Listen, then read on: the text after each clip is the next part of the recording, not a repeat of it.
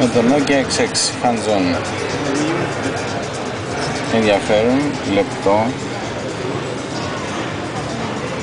Hard size, διπλό flash.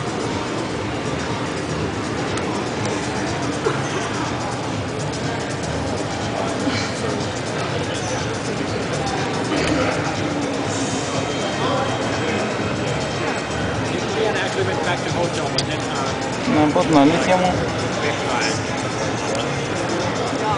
δεν γεμίζει τρελά το μάτι, αλλά φαίνεται και λίγο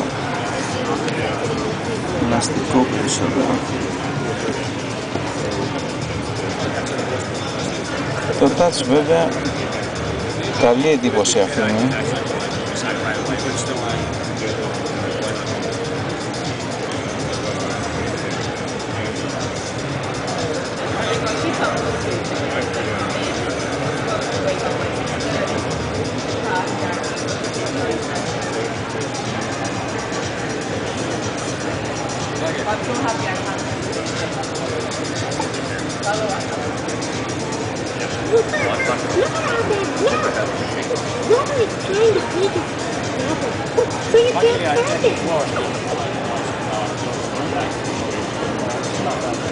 Ευκρινής είναι η οθόνη.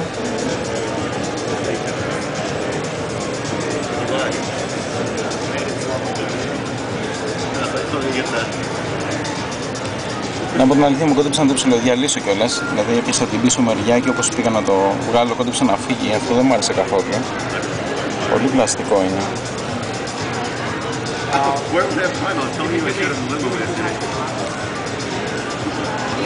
Νομίζω μένως εδώ κόντεψε να φύγει. Μου φαίνεται πολύ ευπαθές. Anyway, that's it. Nokia 6.6.